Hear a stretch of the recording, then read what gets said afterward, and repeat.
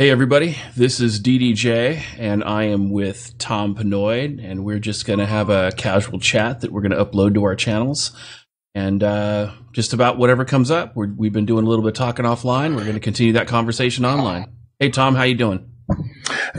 Same old, same old. What's going on with you, my brother? Oh man, just busy trying to get my book written finally and trying to work on that audio book that's now become a meme because it's been taking so long.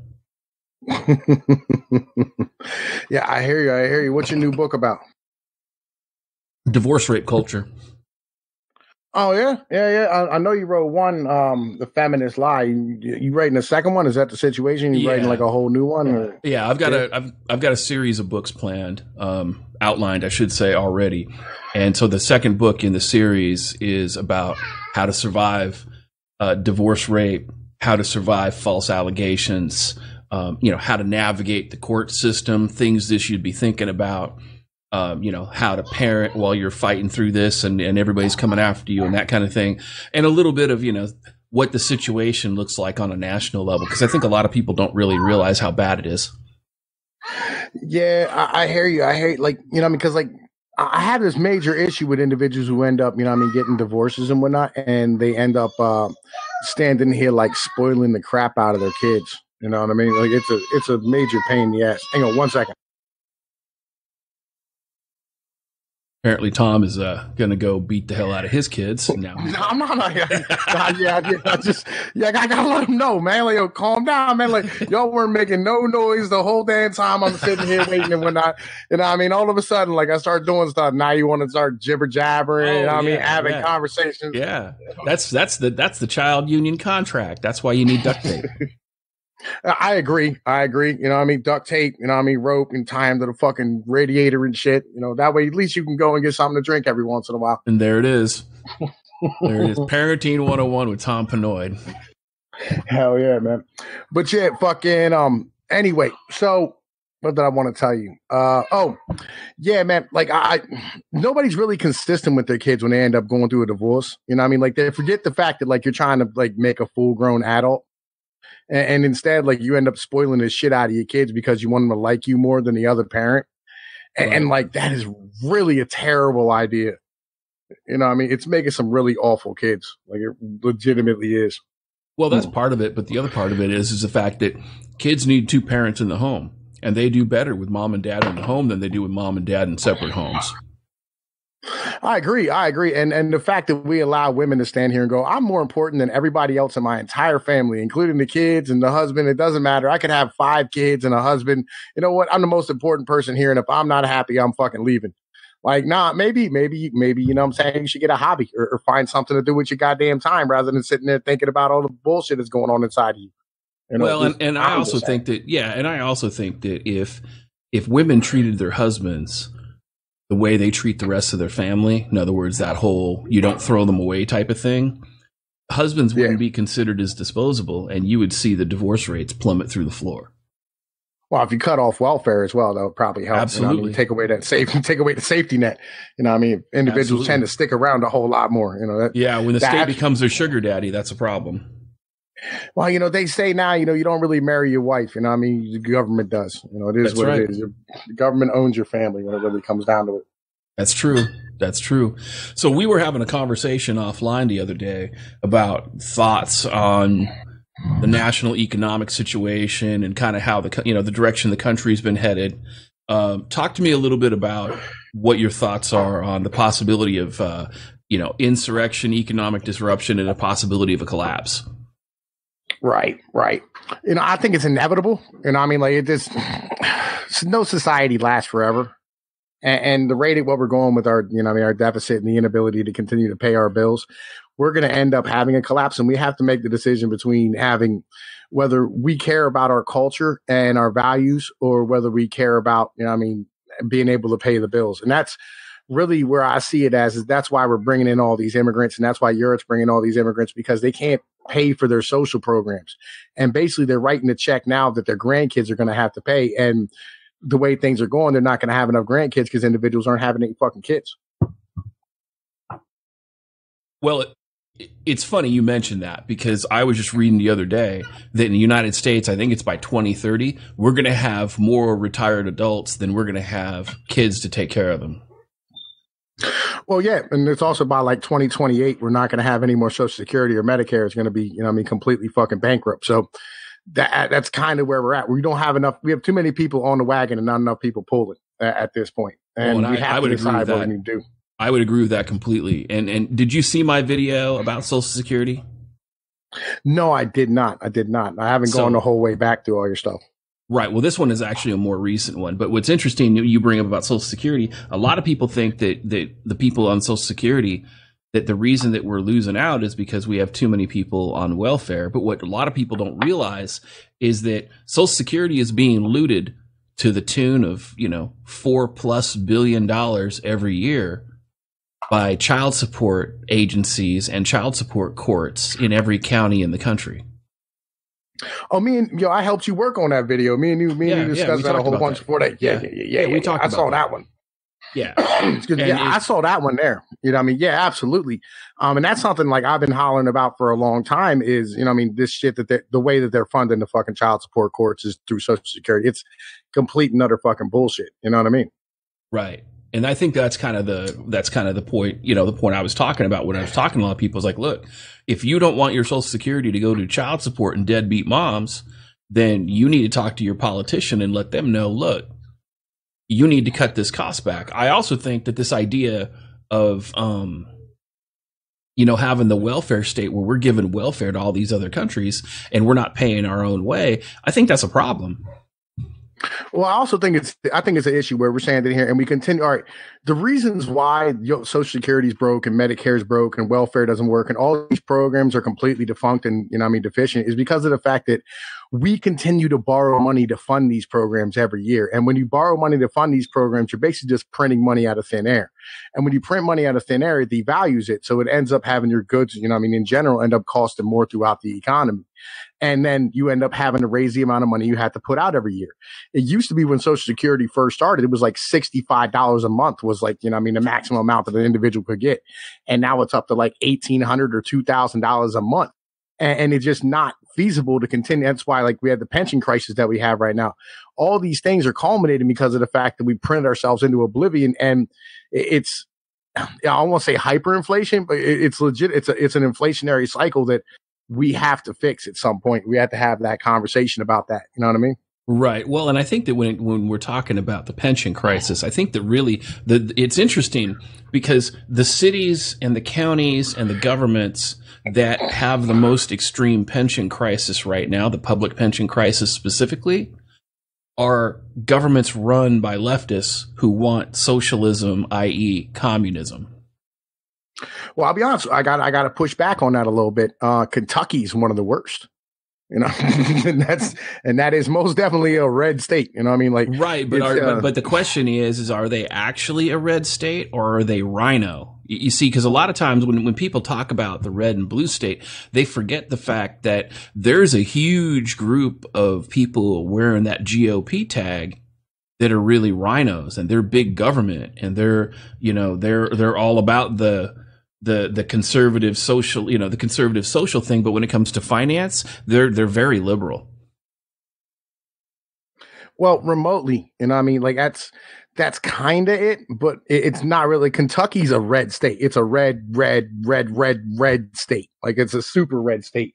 Like it's never gone blue. It's just the fact that they've been running on nothing, forever. Like they had got hit with a double whammy. They got hit with not only the coal jobs leaving, but on top of that, they were attached to Ohio with a lot of the industry from the auto parts. They were part of the Rust Belt. So they got smacked twice and they didn't really have any infrastructure in place to replace any of this. And they had no jobs coming back into Kentucky. And, they're in deep, deep trouble with the pension crisis. But it's them, Connecticut, Illinois. Who won the governorship? I thought the governor was up for re-election this year. Who was the governor now? I don't know. I think it's some Republican. I'm not absolutely sure. I didn't look at it here recently, but I know they're a red state. Like they haven't been run by Democrats, I think, ever. I think they got a Democratic. I think they got a Democratic governor right now. That's why I'm asking. I don't know. I'm gonna look it up on Google. That's exactly what I'm doing right now. God can Google this. This is why I wanted to record it. That way, we could put it up. Yeah. Okay, you're right. The current governor is a Republican. His name is Matt Bevin. So you're right. And I was looking at some of their other elected positions. They do have Democrats in the House from Kentucky. It's almost split in half. Yeah, but it's pretty much all Republican. Well, it's 64, it's 67, 38, 64, 100. Right. It's 27 out of 38 are Republicans and 64 out of 100 are Republicans as well. Right. So it's pretty much it's pretty much all just Republicans, and as I said, you can be a red state and run into these same issues. It's not so much that it's like a Democrat problem. It's really not. It's just in general an issue because of the fact that let me push on you a little bit. I don't think it's a Democrat problem per se. I don't think that this is a partisan line issue as much as I think it's a socialism problem. And what I mean by that is that we have a lot of multi-generational socialist indoctrination in our country. And you go back to even like the 80s, Yuri Bezimov, the KGB defector propagandist who defected from the USSR, he warned us about this type of thing, about this multi-generational indoctrination where, all of a sudden we're basically indoctrinating generations of socialists. So, you fast forward to today, and most of the millennials in the United States think socialism is good. There's even a huge contingency of people who for some strange reason think universal basic income is the way to go. And of course, there's no way to pay it. Of course, it's unsustainable. It's a non-starter. But this group of people has done that. That's why we have so many. When I talk about rhinos, we have a lot of these people out there that are for big government and they are globalist, i.e. communist. And they want to push that agenda on us. If that makes sense. Well, absolutely. But on the same point, so a lot of these programs got put into place after FDR and World War II. Right. And after World War II, the world was in a whole different shape than it is today. Oh, yeah. Where the rest of the world was bombed the fuck out. There was nobody producing shit but us. And so, you could fucking have pensions for everybody. You could have healthcare for everybody. You could have all these social programs and GI bills because we ran everything. Everybody was importing all of our goods. We were exporting everything. We had every manufacturer. We were the only producer of anything in the entire world, and we were rebuilding half the fucking world at their expense on their dime. Right. And then you fast forward to today where that's no longer the fucking case. We need to start rethinking about what the fuck we're doing. We can't keep living like this is the 1950s in 2018 when we're globally competing with fucking we're competing with people who live in parking lots in fucking India generationally. Well, but you also have to understand though too is that you have a lot of companies that were built in the United States, and let's just use that Indian example for an example. Okay, why is India's considered a hub for IT and tech? It's because Microsoft, an American company, took the profits off of their American business and went to India and actually built that infrastructure. So instead of investing in our own country and investing in our own workforce, they invested outside of it. And you look at every major multinational company that's out there, and they are all doing the same thing. Yeah, because they can pay the workers, $1 a day and shit, and they don't have to take bathroom breaks. Literally, they don't even have bathrooms. They just shit in the bucket walking down the line. They have a guy who washes the cups in the break room, where they stand there and go get water at the cooler, so they don't have to buy new cups. It's that's a business saving thing, and we allow companies to be able to do this. And there's an argument to be made, that we should stop them from doing this type of shit, from exporting our fucking jobs over there. What it is that they're not just exporting our jobs, they're exporting the tax dollars and not getting it. So what they do is they tell the local governments, they say, hey, look, unless you give us corporate welfare in the form of tax breaks and everything else, we're going to move our jobs overseas. Then they get the tax breaks and then they move the jobs overseas. Look at Boeing. Boeing is a perfect example. In 2012, 2014, in that era, Boeing told the Washington state legislature, if you don't give us an $8.7 billion haircut we got to move out of the state. And everybody got afraid. Boeing spent millions of dollars on lobbying. And then eventually they capitulated. They fucked their own workers. They got this $8.7 billion haircut. And then after they did that, not only did they leave the state by building a new plant in South Carolina, but they built another one in China. And it's like, wait a minute. Yeah, a lot of these companies, like we had the same problem here, where we have like Harley Davidson and Hershey Foods, where they're standing here going, we want these fucking tax breaks and shit, and they go, all right, we'll give you the tax breaks, and then they still go to fucking Mexico. Right. Like there's not a lot. We need to tariff them coming back on some serious shit. And Americans are. I was just talking about this earlier. Americans are still living off of slave labor. Like, people really don't understand that, and they don't have a problem with it when they're told. Like, you talk about the suicide nets in fucking Shenzhen and shit, where, guys that, like, the people had such bad conditions that they started jumping off the fucking roof in protest. Oh, yeah. And that was at the Apple plant. Yeah, at Foxconn in fucking Shenzhen. Yeah. Right. And you know what I mean? Like, and instead of fixing worker conditions, what they did was they put up fucking nets to catch the motherfuckers. Yeah. Fuck you. Go back to work.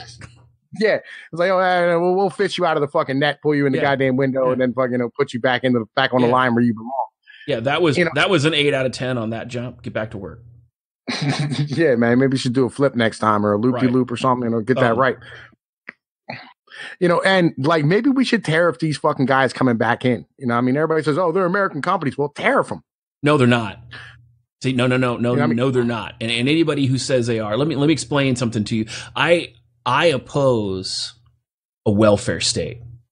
Now that means I oppose all these people who are poor, who are collecting welfare, who can work, and I oppose all these corporations that get welfare from our federal government, and half their shit isn't even here, and then they offshore all their profits.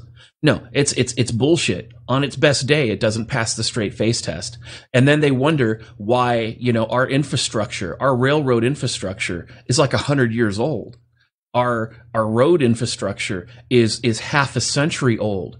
And they wonder why all these places, I mean, you go into any blue state, you go into New York, you go into Washington State, you go into California, you go to Oregon, you go into parts of Illinois. The roads are dog shit because they don't have the money to deal with, the infrastructure needs they have. And that's because of a combination of welfare state promoting mega corporations, people at the bottom stealing money, and then you have the bureaucrats, the blue bureaucrats, the socialist bureaucrats, who are giving themselves raises on the taxpayer dollar. The only person who isn't seeing any benefit is the actual taxpayer. Or the worker. That's right. Like, that's my point. Yeah, the employed taxpayer. Yeah, everybody else is dipping into the money who doesn't deserve it, except for the taxpayer. It is a controlled looting. Yeah, I mean, because I drive truck for a living, right? And I used to run into Boston from fucking down here, in Pennsylvania or whatever. Yeah. And let's be honest here. Like, dude, I have to fix the fucking truck, or my company has to fix the truck, or the owner of the company has to fix the fucking truck when it breaks. When Rhode Island decides to toll its fucking roads, that's not a fucking tax on the businesses that are using, the fucking infrastructure.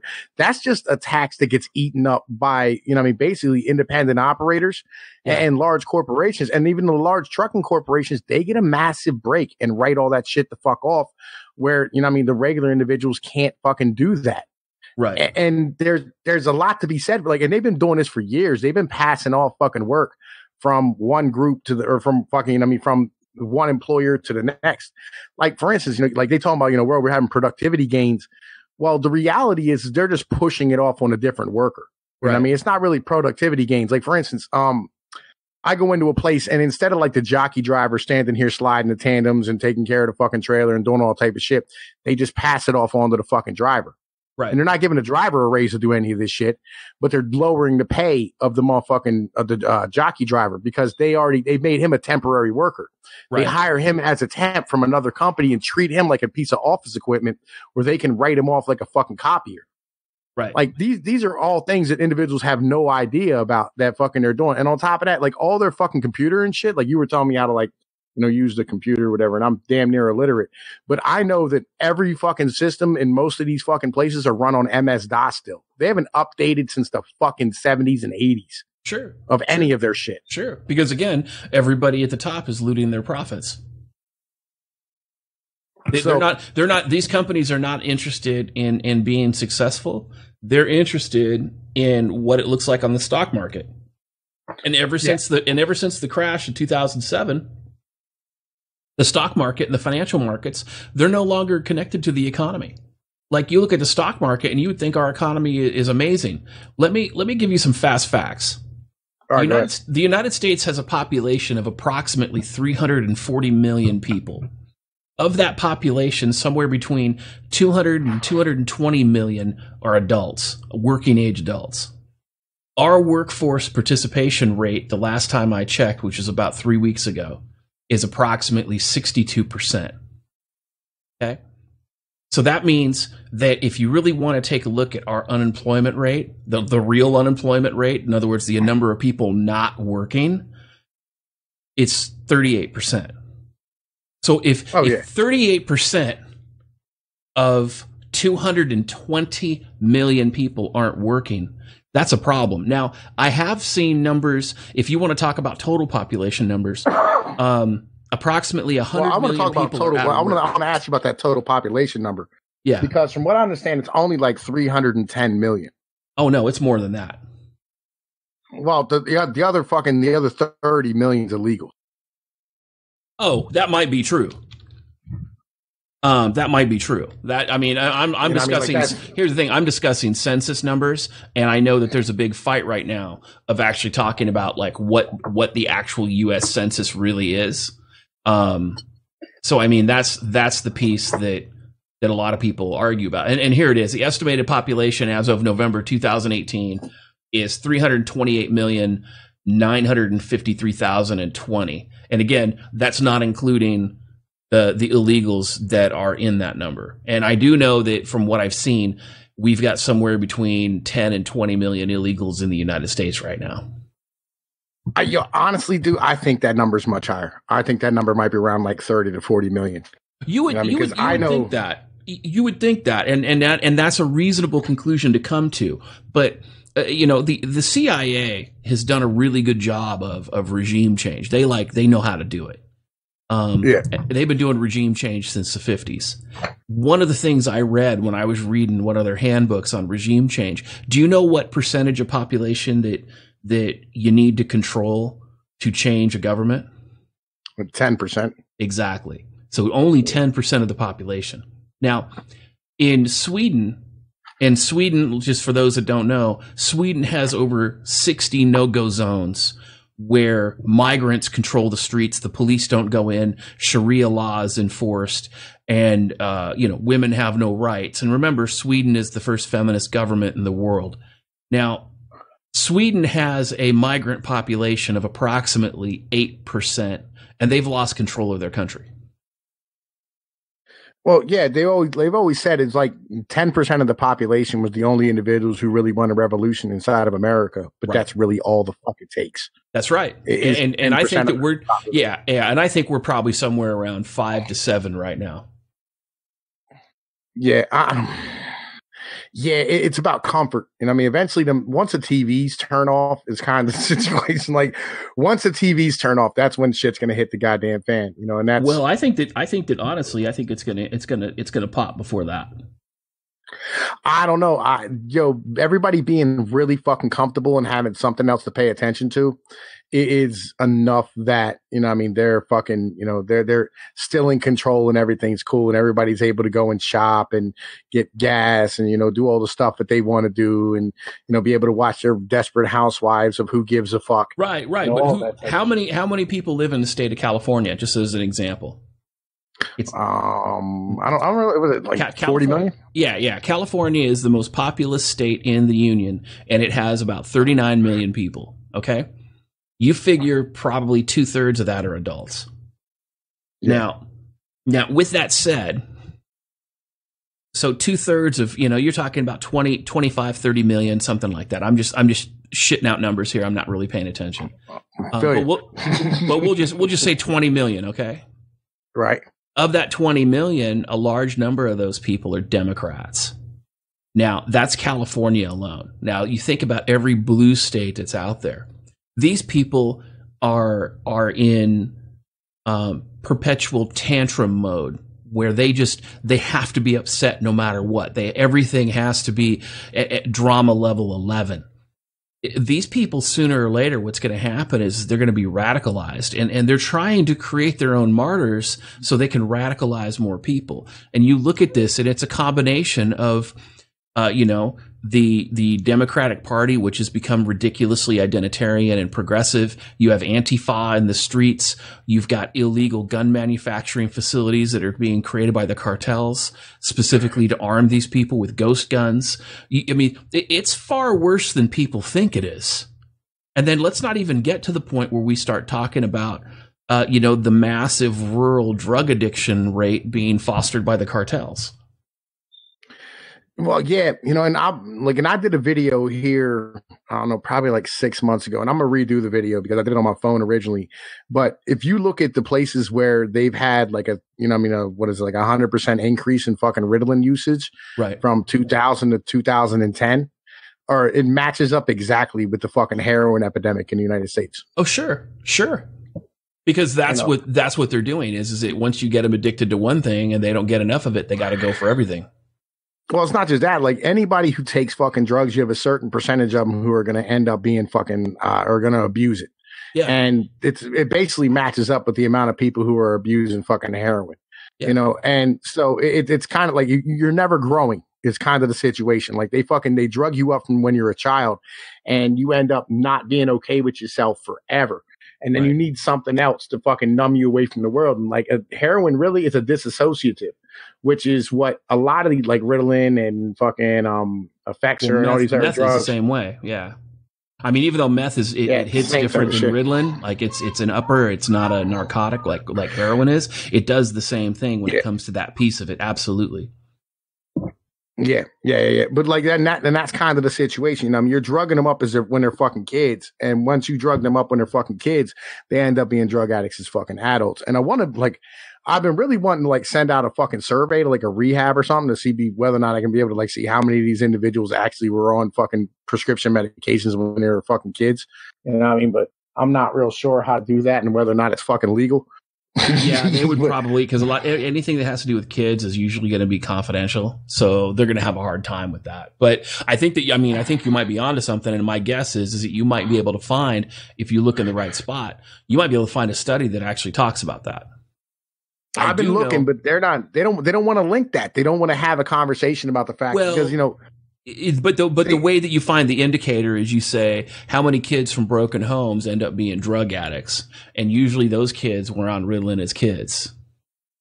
Well, all of them are on Ritalin as fucking. Everybody's on Ritalin as fucking kids. It doesn't really matter because of the fact that they see dudes as defective females. You know what I'm saying? Absolutely. So, they're just like pumping them full of fucking drugs. You know what I mean? Well, and I just read a stat the other day that said that 37% of people turning 21 in 2018 were born to unwed mothers.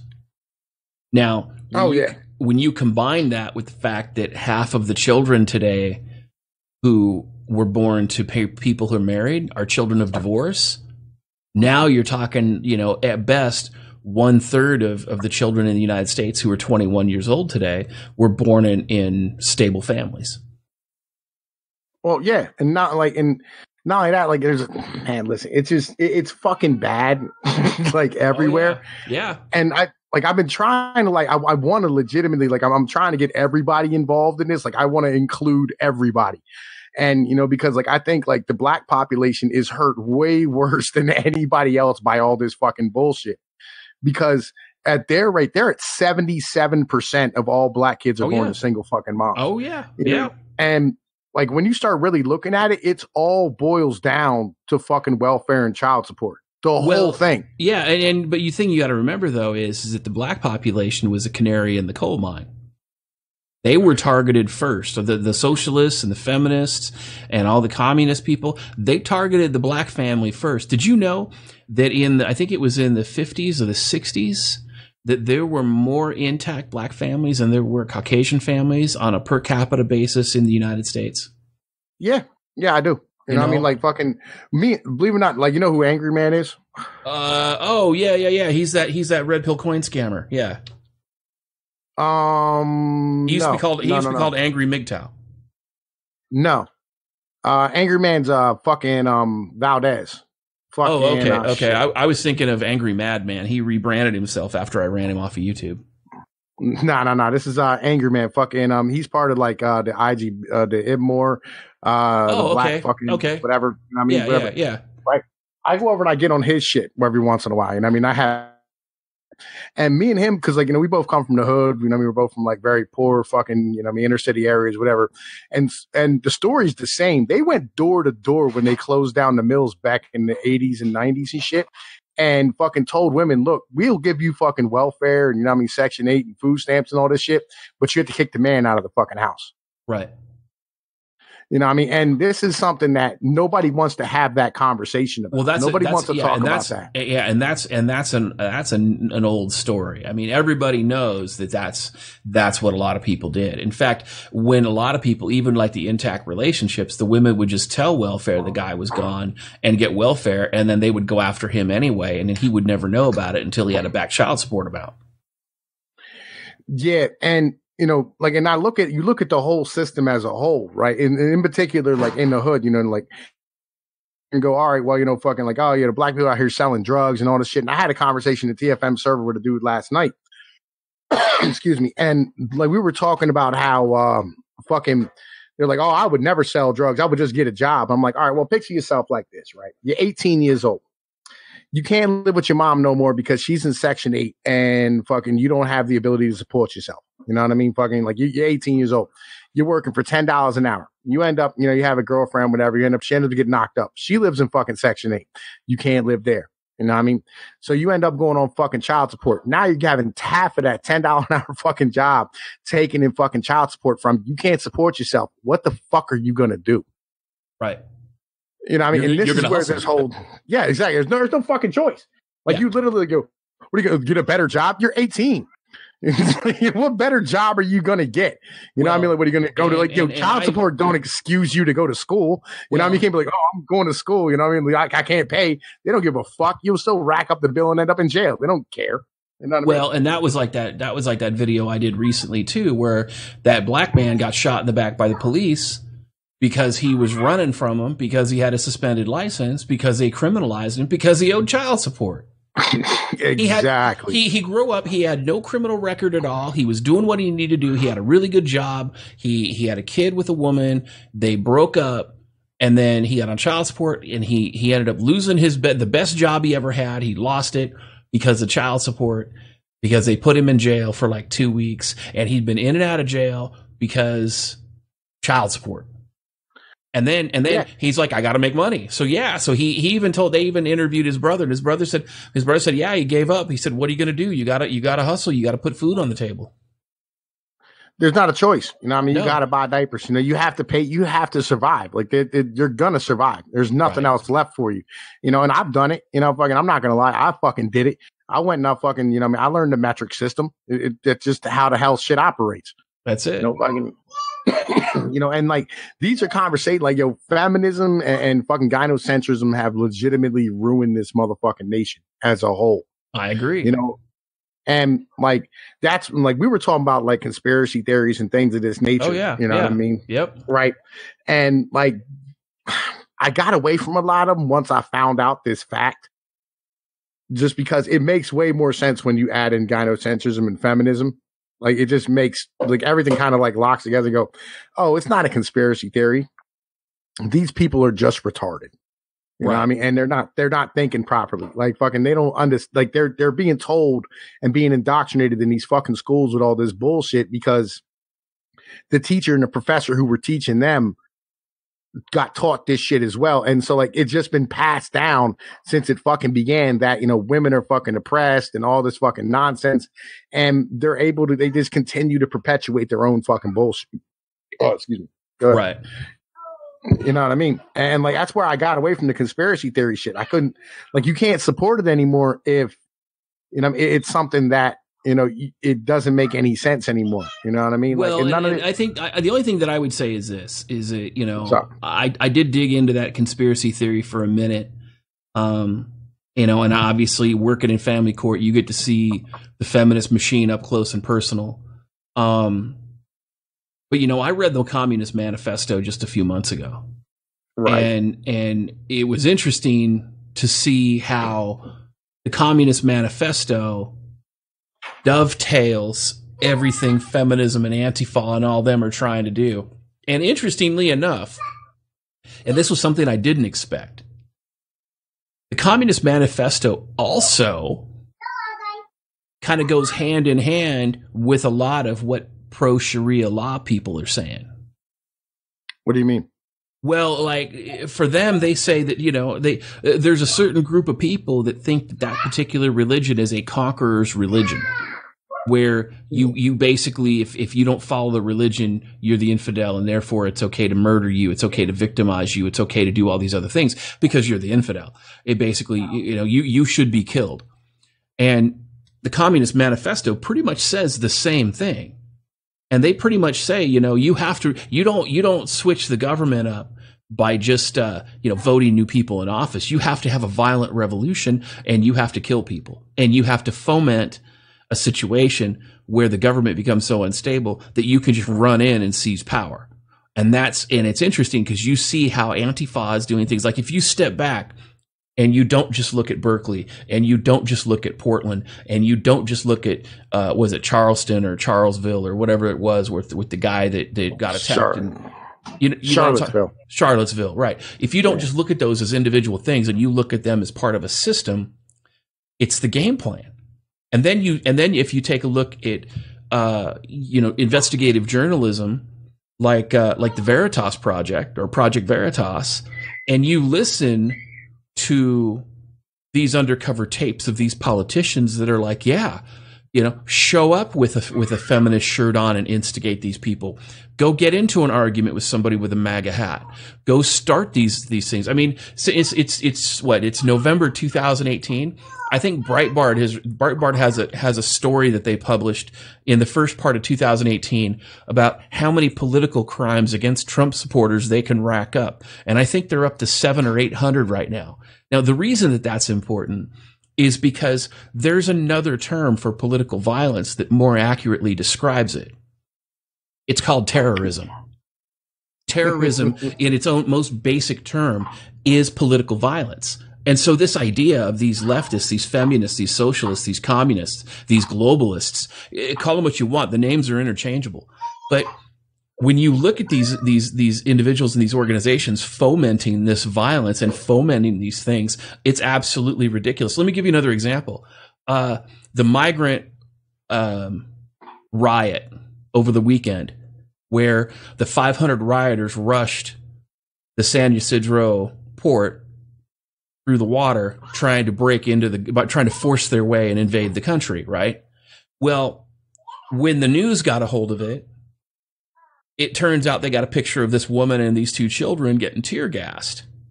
But if you look at the photo, and you look at the photo closely, in the background, there's people posing for photos, there's photographers, there's multiple groups of photographers. I think it was the Gateway Pundit that actually called it out, and they actually circled around, they zoomed in, and they found basically it was a photo op that this woman set up. And then when you actually interviewed the people who were there, the Border Patrol agents and the officer in charge, he said, yeah, these migrant men rushed the gate, started slamming the gate, and then when we went to respond, they grabbed these women and children and pushed them up to the front and used them as shields. It's an absolute shit show. It's a wagging the dog moment. But my point is that all this stuff is systemic because they have to import these people in an effort to take control of the country, because the common man is tired of the bullshit. Oh yeah. They don't have, all right. So the Democrats are doing it because they want more voters, right? Right. The Republicans and the Democrats are both doing it because they know they need more taxpayers. Right. And, the leftists out in California and all these individuals are standing here going, well, they're doing the jobs that Americans won't do. And the rest of us are standing here going, dude, look, we all do fucking construction and shit. They're driving down the price of fucking labor. Right. It's the common man is being fucked completely. And but the other side, right. And the other side of it is, though, is it like the housing crisis? That was created by people at the top who were collecting government welfare in the form of tax breaks and things like that. They completely gamed the system. You know what the government should have done to all those banks that were about to go bankrupt? They should have let them fall. Oh, yeah. That's completely agreed upon. Agreed upon by everybody at this point. Right. You know, everybody's like, we should have just fucking let these motherfuckers fall down and do what they had to do and say, fuck it. You know, I mean, there was no reason to bail out all those goddamn banks and sit there and go, oh, you know, you know, I mean, you guys, you know, fucking, you have to sit here, you know, everything was cool. You know, we had to fucking bail you the fuck out. Fuck that. Too big to fail my ass. Let the economy fall down for fuck's sake. Yeah. And here's the other piece of that. The credit default swaps that created that crisis, they weren't even legal to sell. The SEC hadn't approved them as a product to sell. They weren't even legal to sell.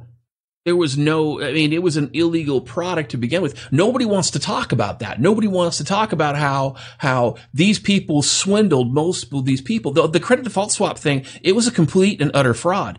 Everybody who bought and sold a credit default swap, or at the very least, everybody who sold them, should be in federal prison. And that's the other half of this. All right. Okay. So these guys make multi-million dollars a fucking year. These fucking CEOs and shit. Yep. Your job is to take the hit when something bad happens. That's right. Right. Your job is to run the firm and take the fucking hit and go to fucking jail and shit. That's your goddamn job and whatnot. Right. And that's why they give them a golden parachute. Why the fuck is it they didn't go to jail? Like, legitimately, why didn't anybody go to fucking jail because of this shit? People lost their homes, individuals died. You know what I mean? All types of bad shit happened. But nobody went to fucking jail? Right. Because of their actions. Yeah. People died, but nobody went to fucking jail. Right. You know what I mean? And all of us now are having to sit here and suffer and pay for their fucking consequences while we fucking continue to pay all these fucking taxes back. For what? I think it was, what is it? Mark Blake said it's $13 trillion. Yep. That was pumped out worldwide to bail out the financial system. Yeah. And all the rest of us are sitting there going, we're paying fucking $5 a pound for fucking hamburger. But here's the thing. I mean? But here's the thing. Like, it's going to collapse anyway. There's no way. I mean, we are going to see some kind of economic collapse. The inequality. I mean, look at California. Okay. California is like a granola eater's heaven. You're like, if you love to hug trees, go move to California. If you're part of the EPA, like, you know, or the environmental crowd, if you're a vegan, go move to California. If you believe in diversity and social justice and all that, and go move to California. And once you get there, you're going to realize it was all bullshit, because congratulations, you just moved to the United States of Venezuela. I mean, California is the most unequal country, or unequal state, I should say, in the country. And this is one of those scenarios where they're like, oh, yeah, you know, we got all these things. And they tax you to hell. I mean, people are fleeing California. And that's not even hyperbole, or, you know, any kind of hyperbole or anything like that. It's they are fleeing. They're like, we need to get the fuck out of here. You have people in the San Jose area who are making $200,000 and $300,000 a year, and they're living hand to mouth. Yeah. And like fucking, you know, California is a fucking shithole as far as things are goddamn concerned. Yeah. And what is it? It's like the average fucking price of like a bullshit condos, like a fucking $1 million in a lot of parts of San Francisco and LA, and no one can survive in that. Right. Well, here's what I've told people. You know, if you're making six figures and you're working a tech job in California, guess what? You could save $60,000. Buy a house in a flyover state outright, own it, and go work at a gas station at minimum wage and have more disposable income at the end of the month than making your six-figure income in California. I shit you not. You're not lying. You're not lying. You are legitimately not lying, dude. Legit. Yeah. Like, that's what we do out here. Like, that's what we do out here. We all drive to the cities to fucking, you know what I mean? Like, you know, I live in Appalachians. You drive to the city to go to work every day. Yep. Right. And then you live out in the middle of the bumfuck Egypt and coal land. Right. Where you can buy a fucking house for $20,000. That's right. Flat out. And that's what, and people, I don't understand. And here's the thing. Oh, you can't afford 20 G's. And okay, so you got a mortgage payment. It's like $70. You know, I mean, your mortgage payment is $70. You know, your food payment is next to nothing, you know, and if you're any bit resourceful and you got a fireplace, you can cut your own wood. I mean, you know, there's just so many ways. And that's the thing that blows me away is like, I'm listening to these people going, yeah, you know, and I live in this leftist shithole and I can't get out. Yes, you can. Just fucking leave. Just fucking leave. Right. And you're fucking good. You're golden. Just fucking leave. And the bitches is motherfuckers out there don't work. Right. That's the weird thing to me. Like, how is it that shit's that fucking expensive and you don't fucking work? Oh, yeah. Oh, like when I was doing logistics work on a regular basis, I had people from like Portland and shit fucking like, dude, could you come out here and work for us, man? You know what I'm saying? We'll give you fucking 70,000 a year. And I'm like, I don't think I could survive out there on 70,000 a fucking year. You know what I mean? Right. You know what I mean? And that's real. Yeah, but you know, like fucking, like they don't work. Motherfuckers have no work ethic. They're not interested in doing shit, and they're lazy as fuck. Everybody's used to fucking handouts and shit. Now I will say this, okay? Now I worked my working career majority of the time. I worked 16 hours a day, 6 days a week. Okay. Now a lot of people say that I did it. I carried 2 jobs almost my entire working career. Now about 3 years ago, I decided I was kind of done with that noise. 2 divorces, 2 marriages, both failed. I got custody of the kids both times. You know, once my last kid turned 18, I said, you know what?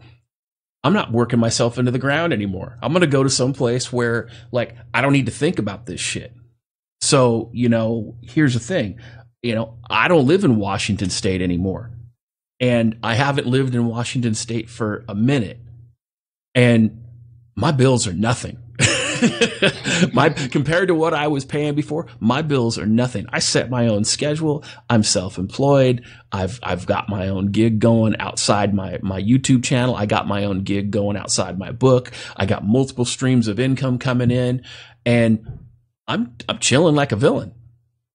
And I don't think about that shit. I look out my door and I see woods. Now, my internet's not great, but I see woods. I don't see, you know, homeless thugs hopped up on meth trying to come on my property and fuck with me. I don't see garbage on the street as I drive to town. I don't see bumper to bumper traffic and it takes me an hour to drive 12 miles like it used to in Washington. And if I went down 405, that 12-mile stretch is a 2-hour trip, not one. So, you know, and let's not even start with all the desperate people who have to look over their shoulder all the time. And I lived in a good neighborhood. I lived in a really good neighborhood, but when the homeless people showed up and when the police started getting overworked, the police are like, you know, I had friends who are sheriffs and they're like, we can't even respond to some of these calls because we don't have the manpower. In Oakland, if you go to the Oakland Police Department, Oakland, California, you go to their police department's website, there's like a list of 90 crimes they don't even show up for. Oh, yeah. Well, it's like that out here, but it's because of the fact that the city went fucking bankrupt. Yeah. But again, again, like the city went bankrupt. They stopped showing up in traffic accidents and all this type of shit. Yeah. And I mean, the police are completely fucking overwhelmed by what the fuck they have to deal with, you know, and they don't have any idea what the fuck to do. There's no tax dollars coming in because, you know, the city's goddamn broke because all the fucking businesses left because the fucking steel industry shut the fuck down. Like that. You know what? Things are awful. Yeah. Since early spring of this year, I've been coming around seeing the country. I've been cross country, I don't know, half a dozen times or some shit. I mean, I've been out. I've been out running hard and fast.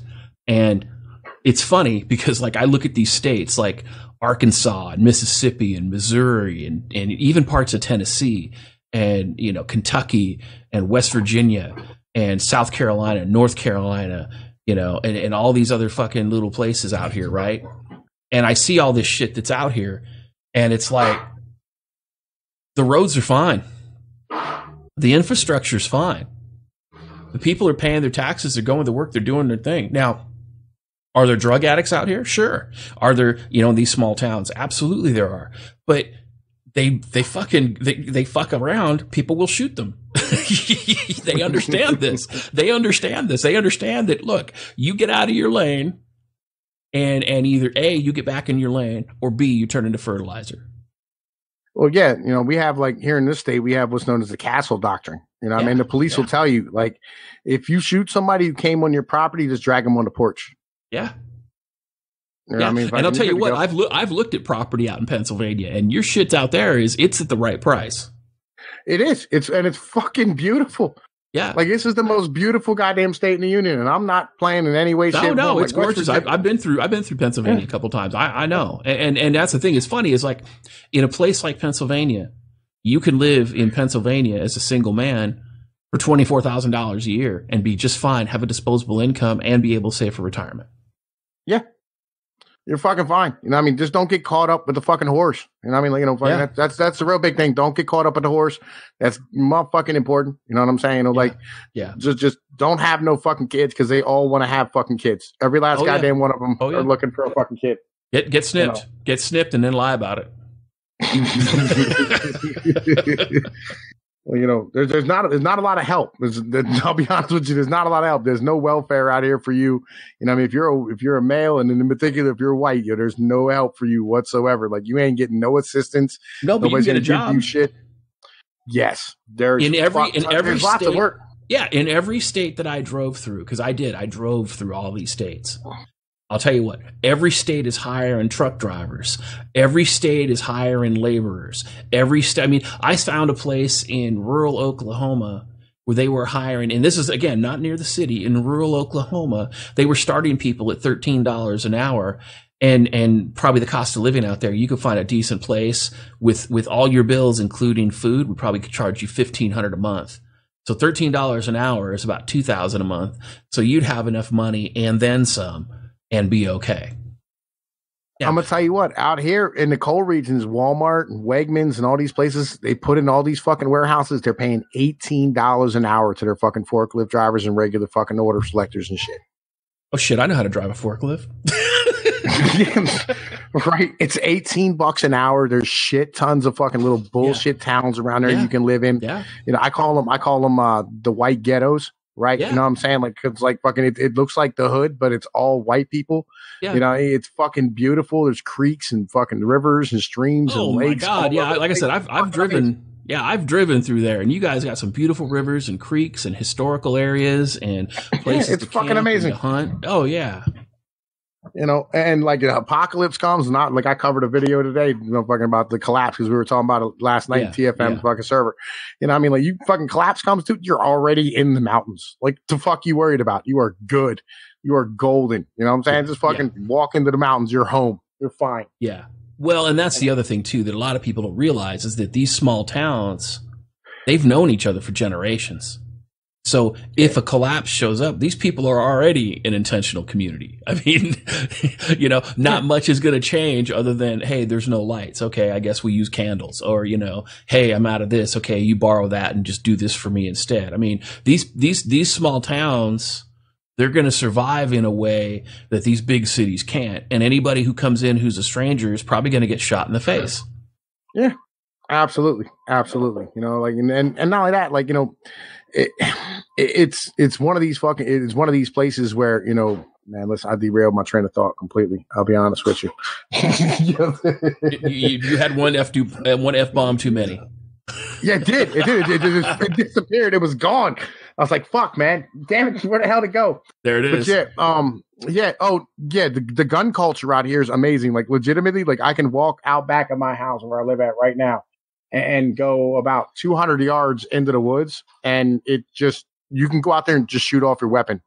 Right. We carry like bags of bottles up with us, and just take the fucking 22 and 30-06 out and just go ham. And nobody says a fucking word about it. Nothing. Yeah, absolutely. And just be like, yo, man, go set that bottle up over there. And then, like, once he gets over there, then you open up. Yeah, it's beautiful. It's amazing. And there's lots of this shit, out here, and there's lots of places. And I'm like fucking 60 miles from like a really densely populated area. Yeah. And there's like 7 mountains between me and them. But that's the other thing too, is that compared to a lot of these leftist strongholds, what's considered densely populated for you is not really densely populated. Yeah. Well, Well, I'll be honest with you, dude. Like, legitimately, like the city where I live at is around where I live at is legit one of the poorest areas in the nation. Like Okay. like Sure. you look it up on Neighborhood Scout, and it's like one of the poorest areas in the nation, hands down. 99% of all the residents live below the poverty line. Like Sure. fucking, Sure. the schools are at the level where they have a 12% graduation rate. Inside of the city, outside of the Right. city, they have some of the best schools in the nation. Right. But in the city, it's fucking awful. Like, and they are like it, like, and it's a left, like the city is ran by fucking Democrats. It is, but it's not the Democrats' fault that it fell down. It's just they got so accustomed to having, the steel mills and all this business here. And when all of it fucking left, they had no tax base left. Right. Right. And that's kind of where you really get down to like we're used to living in a certain manner, and that manner doesn't exist anymore. All that heavy manufacturing we do. It don't exist anymore. And here's the thing: like I've listened to a lot of really knowledgeable, economists and financial bloggers and things like that, and a lot of them even say that we're living in a Great Depression era right now. The only difference is that we have credit, so we don't see the depression level stuff at the same level that they did in 1929 and 1930 and 1935. And so because people are purchasing stuff on credit and because, they're living on other people's money. Well, yeah, that, and, we have slave labor that they didn't have back then. Right. They couldn't buy cheap Chinese goods at fucking Walmart. Right. Like if you had to pay an American to make the goods that they were making back in 1929, you'd starve to death. Legitimately. Right. You know what I mean? Like the fruits and vegetables, the fact, like they come to your fucking place. You ever watched, what was it? Food Inc. Right. You ever watched that documentary? Yeah, I've seen it. Yeah.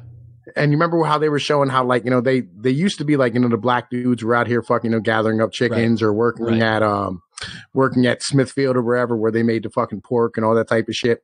And they brought in the fucking Mexicans, for much, much less fucking money. And they ended up feeding ICE bust on a regular basis to continue to allow them to just bust them in. They stand here and they advertise down in Mexico for workers to come to North Carolina to come do the work. Right. Like, this is stuff that we need to have a conversation about. And nobody wants to have that conversation because, like, you've not just fucked over, you fucked over a lot of the working class in these good union jobs and these decent working jobs that paid decent money to American families that built the middle class, and you gave them out to immigrants. And if you took them away at this point, and that's the issue, if you took them away, we'd starve. Right. We'd be in a Great Depression. And that's the conversation that nobody wants to have. Well, and that's the thing too, is like, and we were talking about collapse. I mean, here's the thing, like I'm in the process of preparing to make sure that I'm ready for a collapse. Now, I'm not going to talk specifics about what I'm doing beyond, I will say this, I'm planning on my solution to be sustainable so that I don't have to stock as much. And I'm doing things like crop rotation and stuff like that. And I'm preparing to make sure that I've got, domesticated animals that I can use, both for food and everything else. So, there is an investment that's there. There is some work that's required to go into stuff like that. But when it comes to a collapse type of situation, if you have a decent piece of property and the ability to use your hands and ability to read and to learn, you don't need much land to grow your own vegetables.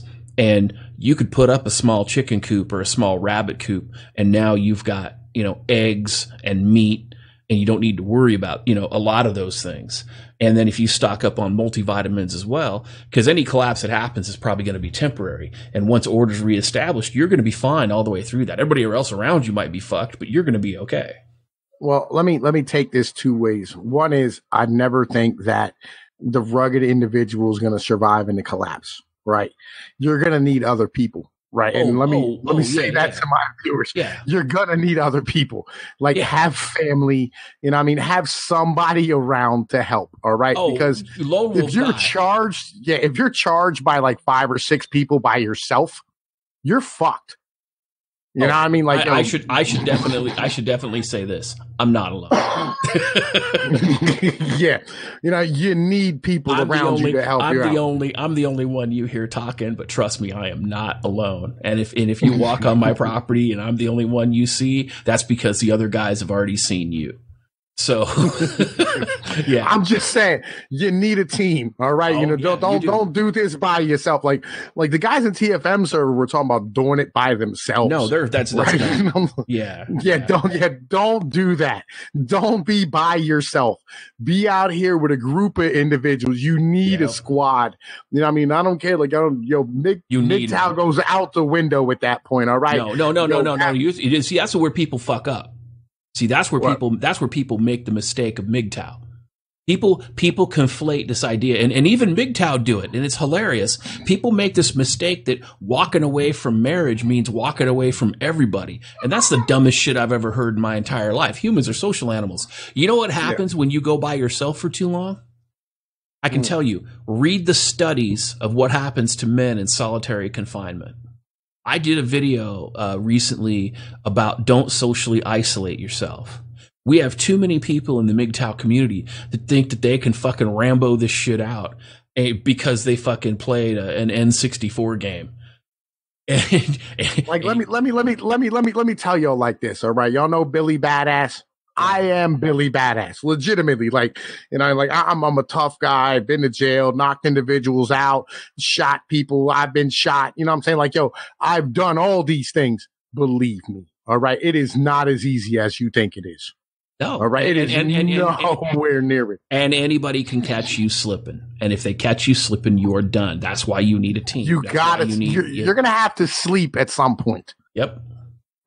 Like, it is what it is, you know. Not like, you know, I made my video today and I was like, dude, get some puzzles, you know what I mean, some cards, something to do, books, anything, because like there's gonna be a lot of boring, just hanging the fuck out, not doing shit. I'll tell you what you do. To pass the fucking time. You know, sharpen your knives and you learn to throw knives and hatchets. You practice with push-ups, get in shape, fucking bow and arrow that shit. You know, I mean, there's a lot of opportunity here to hone your skills. And I'll tell you what, if you wait until a collapse to hone your skills, you've done it too late. Well, I'm going to tell you like this. You know what? If you're worried about being out of shape, don't. All right. Like, because on some serious shit, once like, you know, the collapse happens, you no longer have a computer, you're going to be doing some exercise. You know, you're going to be doing, like, there's a reason why motherfuckers in jail do a lot of push-ups and sit-ups. Because there's nothing else to fucking do. That's right. And it's natural for a man to immediately just want to start exercising. When you got nothing else to do, you're going to want to occupy the time, and you're going to build yourself. I can neither confirm nor deny that being in a small cell for 23 hours a day, you will exercise. Yeah, like that's what you're going to do. Yeah, you know. So like if you're stuck, you know, I mean, in a collapse situation, you know, you're going to get in shape. So don't stress too much if you're not completely in shape right now, because you will get there, believe me, or you'll die. One of the two. You know, just a fact of fucking life. You know what I mean? And where the hell fucking I start off with this shit at? Because there was a second part to this motherfucker. Oh yeah, libertarianism. All right, so I've been having this thought pattern for a while, and I started the white trash no state where I wanted to fucking like bring out libertarian ideology through, you know what I mean, comedy, because motherfuckers aren't interested in sitting there listening to you like lecture to them about shit.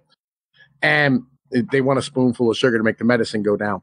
I think that our public policies on but that's not sugar that they're drinking. I understand. Right. Like, I think our social policy should be a policy of paying one time and not paying long term. Right. Fair enough. For instance, if you like, for instance, you know, you shut down the coal regions, whatever, where, you know, like all these jobs are gone. Why aren't we putting solar panels on these people's fucking houses? Like, why aren't we sitting here, like, you know, like going, all right, well, yeah, you don't have to pay property tax anymore. You know, fucking like, you know, here's fucking, let me show you the ability to fucking sit here and garden and grow your own shit. I think that's something that is missing in the entire social paradigm of, you know what I mean, our public welfare space. Well, I don't understand. So here's the thing. Like, I remember when I was in high school, and that was a long time ago. we learned in high school, we had legitimate shop classes, metalworking classes, woodworking classes, leatherworking classes. And then in addition to that, we were taught how to grow food. We were taught how to farm, like a little bit about farming and stuff.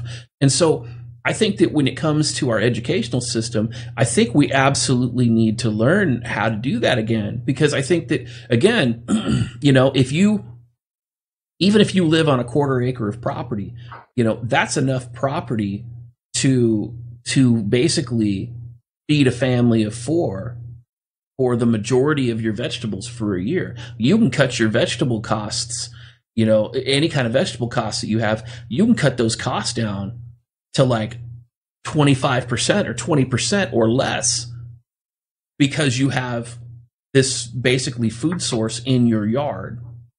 And I don't understand, you know, and I agree with you. I think that we should be teaching that. And I think that a lot of families would be better off doing that. But the problem that you have is that, you know, everybody wants to run through drive-through and they want their large fucking fry. They don't want to eat vegetables. They want to get their sugar from a candy bar. They don't want to get it from an apple or a peach or a pear or something else. They want the high fructose corn sugar. They don't want the natural sugar that comes from the fruit or the vegetables. And so we've gotten to a point where we don't even eat natural food anymore. And we get to a point where, you know, let's just say a value meal is over 2,000 calories by the time you eat and drink everything. And then on top of that, because it's nutritionally gone, you don't have the nutritional value there. So you're still left hungry. It's ridiculous. Well, the other half of this is, you know, I mean, like, you know, I think a lot of individuals don't want it in their backyard, right? Like around here, I don't know if it's like this where you are, like it's no longer trailer parks, they're mobile home communities. Sure. Right. And you have to have a credit score of like 700 to get into a fucking mobile home park. And I'm standing here going like, yo, who the fuck would want to have a trailer who has a credit score of fucking 700? Like, right. What fucking retard wouldn't just buy a goddamn house at that point? Like, as I went there one time and I was like, dude, look, you have 2 of these motherfuckers for $3,000. Here's $6,000. You know what I mean? Like, I'm bringing cash to your fucking face. And they go, oh, well, we can't take this because your credit score is too high, too low. Right. And I'm standing here going like, bro, I piss $400 a month, which is your lot rent. I piss that, you know what I mean? On a regular, I piss that on Wendy's on a regular basis. The fuck are you talking about? Like, I can't have this fucking, the hell is wrong with you motherfuckers? You know what I mean? But that's their homeowners association. That's the, again, this is another one of those constructs where you have these little fucking Napoleons running around. Well, no, it's not that. It's not that. They're owned by corporations. Right. But the reality is that the borough says that you can't put them in, right? Because they're run by a fucking council, and the council says, oh, we don't want these poor people living among us. And we need to get away from this ideology that poor people are horrible individuals. They're just poor. Like, there's nothing wrong with fucking being broke. Like, you need people, you need children, you need families, and they're not all gonna be rich. You know what I mean? They're not all gonna be upper middle class. You know, fucking Fresh Prince of Bel-Air is not a real show. Right. You know, like fucking Full House is not a real thing. I've never been in a house that looked as nice as any of these places on TV. When I was a kid, man, I'm gonna tell you like this. We had a neighborhood. It was like fucking like a mile away from where we lived at. And we rode our bikes over there because there was a pool over there. And we used to think these kids were millionaires because their parents lived in houses and they lived in houses that weren't attached to other people's houses. You know, and a lot of us came out just fine. You know what I mean? Like, some of us are actually big things. You know what I mean? I'm not going to mention them, you know what I mean? Because, like, you know, we're on the internet or whatever. But, right. You know what I mean? Like, they all made, like, people made shit of themselves. Some went to jail, some did what they did. You know what I mean? But here's the thing, too. Like, I'm not kicking on poor people or anything like that. But, you know, when I was 17 years old, everything I owned was in a garbage sack. Okay? Yeah. By the time I was 31, I had a 2,900 square foot house, 4-bedroom, 2.5 bathroom, 3-car garage. You know, every room had molded corners and molded entryways. And I mean, it was brand new construction. You know, I mean, it was a gorgeous fucking house. But you're absolutely correct regardless. I think that But the problem that you have is that a lot of these poor people, we don't have multi-generational mentorship anymore. So, we look at people who work a blue collar lifestyle. We say, oh, we don't want that. Or, we're going to look down our nose on that. And the reality is that a lot of these people that live in these communities you're talking about, they have more disposable income after working a hard day's work than people who live in these nicer areas. I mean, I was at a point where I was making over 6 figures a year. And I'll tell you what, it didn't make me any happier. It didn't. All it did was change my problems. More bills, more bills, more bills. I bought my first house at 25. I was married. I was second marriage, bought my first house. I had 6 cars. Right. Like, I had disposable income. I was making $70,000 a fucking year at 25 years old, working at the steel mill in the fucking union. I had a Ford Explorer. I had a 77 El Camino. I had rebuilt with a 383 stroker in it. I had a fucking Chevy 1500 fucking Eldorado or Chevy 1500 Silverado with the extended cab and the 8-foot bed on it. I had a Ford Ranger. I had an Audi A6. I had all this fucking shit. I had a fucking boat. I had a garage. I had fucking every type of fishing pole in the world. I had a worm bot set up out back, guns, everything. Like, I was good. You know what I mean? And I lost all this shit in the goddamn divorce. I had to walk away from all of it, but still, that's not the fucking point. What I'm saying is, right, is that, I stood there and, we was in a trailer park below a motherfucking a big condominium place. And I had more shit than everybody else in that fucking condominium, development or whatever that they had. They had just put in. And there's nothing wrong with being poor. There's nothing wrong with guys out here working on their cars on the fucking weekends and being them type individuals. But you see, that's the thing is what I'm saying is that I don't see that as poverty. I see that as making a sustainable living. And I think that's the thing that most people get away from. And I think we're having the same conversation. We're just using different words. I think that if you have a job and you can put a roof over your head and you have a little bit of extra money on top of it and you can pay all your bills, I mean, you're not rich by any stretch of the imagination. But if you can provide for yourself and provide for those people around you and still have a little bit of money left over, then that's a good thing. And we should not be shaming people for living that lifestyle, and yet we have moved away from it. And the sad part about it is that men are shaming other men who live that lifestyle. And it's like, wait a minute, you might live in LA and you're paying $5,000 a month for rent of your 2-bedroom place or whatever the hell you're paying. And you have no disposable income and you may have a great job, but you have to do all this bullshit to maintain that standard of living, whereas you would be a lot less stressed if you lived in a rural location and you lived a more humble existence. Well, yeah, and this is what I'm saying, and I think our government should be more libertarian in that manner where you're solving problems. Like, you're talking about systemic poverty and things of this nature. You should legitimately be standing here and going, look, we want to solve this problem completely.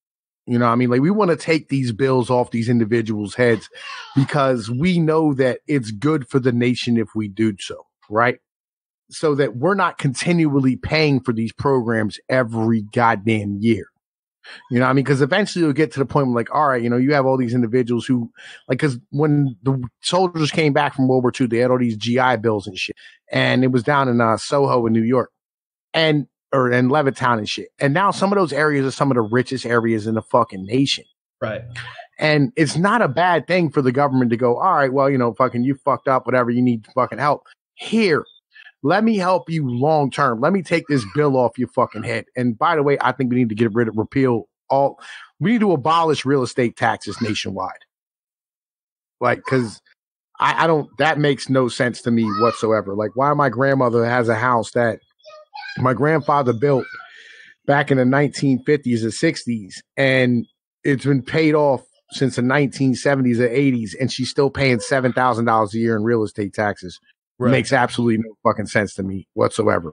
You know what I mean? That's fucking, you're paying rent to the state for your fucking house. What type of dumb shit is that? Right. You know no, what I mean? I completely understand. I mean, I think they can get there. I think the tax base could be set up another way. But again, that's why we got to get rid of the welfare state. We got to get rid of this whole tax until you die bullshit, you know, because again, you know, you have these government agencies that are taxing the shit out of you unnecessarily, and then they're pocketing all the money or they're giving it to their buddies. Yeah, and you know, like again, this is why, like, I think, you know, we need to repeal the 19th, because I think women need to be at home to teach the fucking children. Like, there's no reason why women shouldn't be intelligent, right, in any way, shape, or form. Like, they should be intelligent individuals, and because they need to teach our sons while we go and earn a living. And at this point, we have the technology to where a kid can be given a laptop and have everything that he has at fucking school. Let me ask you and a question. More. What's up? Let me ask you a question then. Do you think a woman who is 30 years old, who is a PhD, who is a doctor, do you think that she is less responsible than a 30-year-old man sleeping in his parents' basement? Do I think she's less responsible? No, I think she's more responsible. Right. So here's my thought, because I've been thinking about this a lot. All right, what's up? Oh, here's my thought. I think that rights should be equivalent to responsibilities. Okay. Okay. So like when you're at work and you're an employee, you make so much money as an employee, and then if you're at that job for a long time and you demonstrate expertise at that job, you get a raise, right? Because you're a more valuable employee, you accept more responsibilities, and you do a better job, right? Right. Okay. Now, if you're a manager of a group of employees, you have more responsibilities and you have greater risk, so you get paid more money to offset those things, right? Right. So my theory is this. If you are a net taxpayer, you pay taxes every year, and you're not the guy who's getting the free tax money. You're the guy who's paying the taxes, right? Right. You vote. Now, because the president is commander in chief, then veterans and military personnel vote for president, and taxpayers vote for Congress. Now, if you are a veteran and a taxpayer, you can vote for Congress and for president. Right. If you are not a next taxpayer, you don't vote. And you do this. So basically, if you're a net taxpayer, you vote for the legislative branch, wherever that's at, state, local, federal, the whole thing. If you are a veteran, you vote for the executive branch, state, local, federal. And every 18-year-old should do 2 years in the military. Okay. So here's where my mentality gets down to. I think legitimately it should be one vote per household. Well, that's part of the whole net taxpayer piece. Right. It should be one vote per fucking household. Like, you know what I mean? Like, you know, it's husband, wife, kids, whatever, right? Even if like you're old and you're no longer a net taxpayer anymore, whatever. Like, you should be one vote per fucking household, period. You know what I mean? That's it. You know what I mean? And we should abolish all these fucking divorce laws that we passed in the past fucking 50 goddamn years on some nonsense, and abolish all the fucking welfare provisions and all this type of bullshit, short of like major economic disturbances.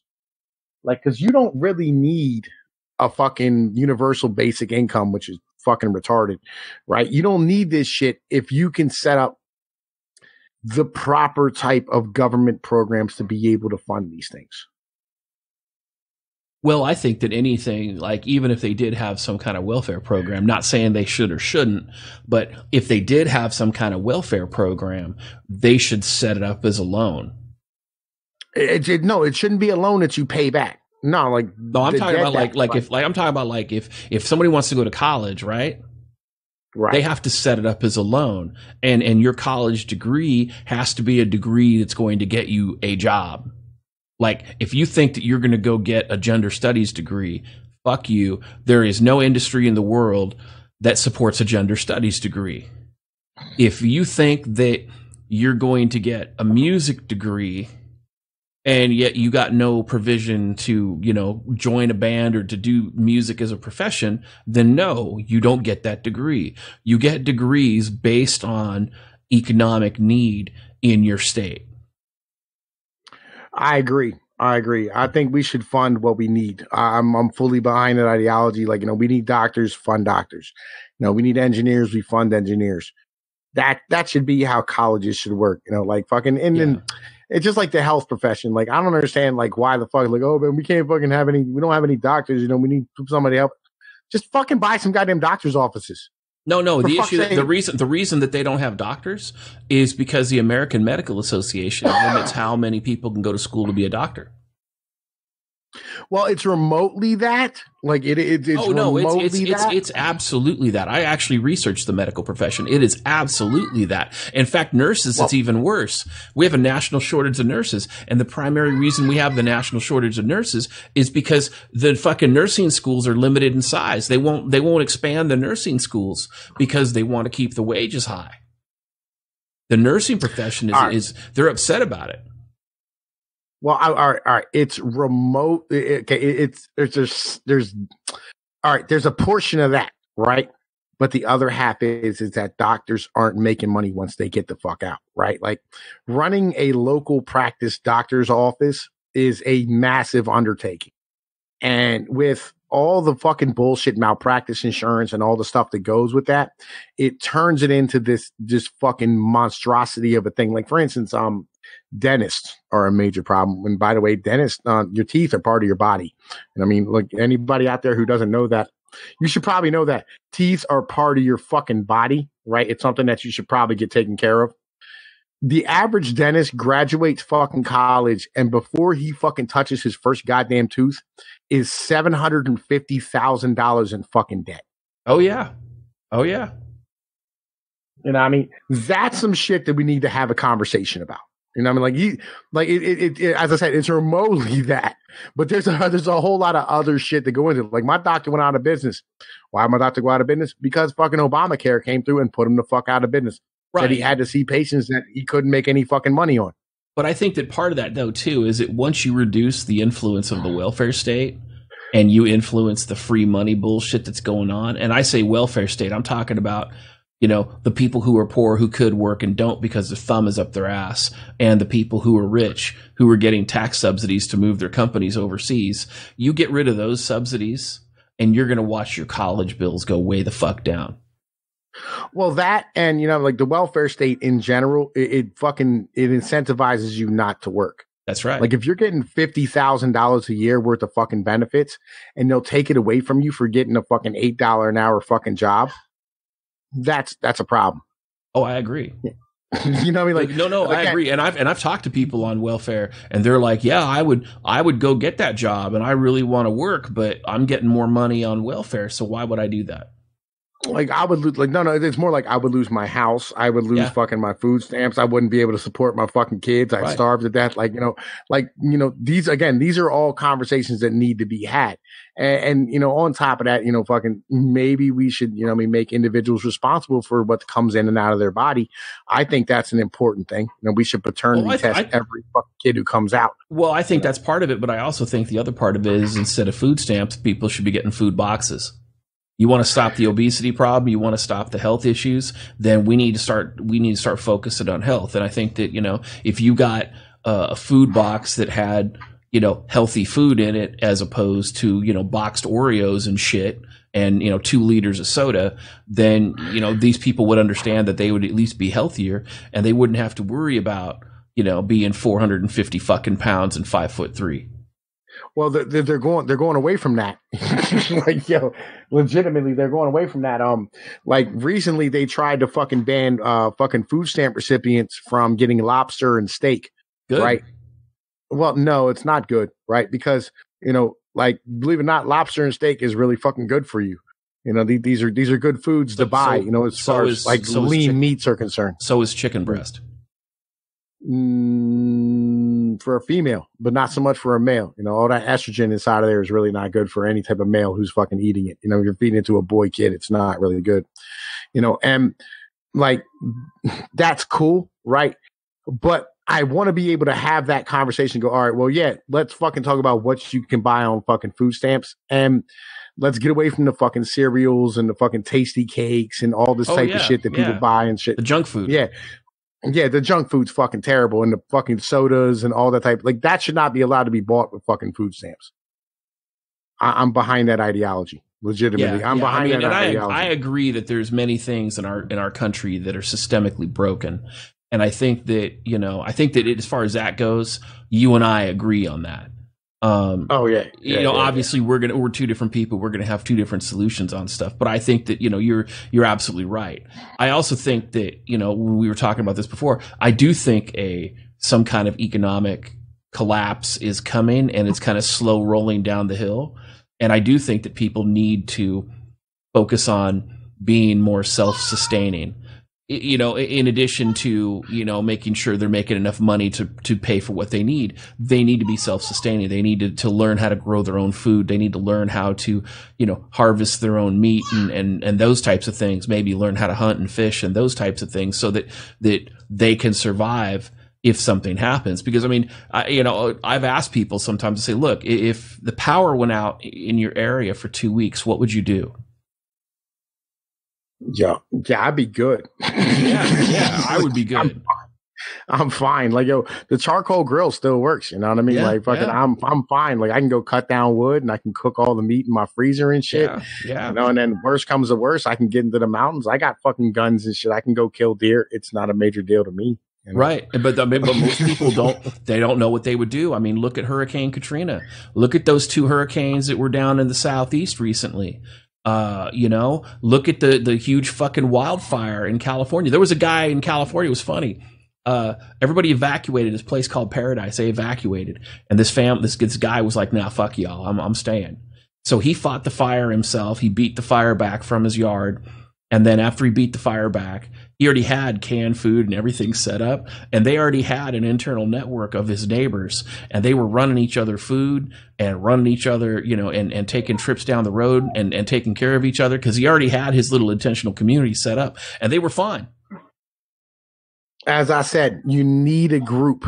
Like, It's important that you have other individuals around you. You can't do it by yourself. Yeah. And that group, and here's the thing, no disrespect, because, I have a sponsor, Dollhouse, really great. Check him out. But your group, don't think of your sex doll as a useful member of your group. It's got to be real. I feel you. I love Phil. Phil's good people. You know what I'm saying? But his sex dolls are not going to help you. You know what I mean? Yeah. He's an awesome individual. And I think you need to start a YouTube channel. His fucking voice is amazing. Yeah. Well, I'll let him know that you're into him. I mean, maybe he swings that way. I don't know. I know. Yeah, man. Like, tell him up. Tell him to come over here. You know what I'm saying? I want to have a conversation with him. Right? Is that what you're calling it now? Okay. I want to take him for some coffee.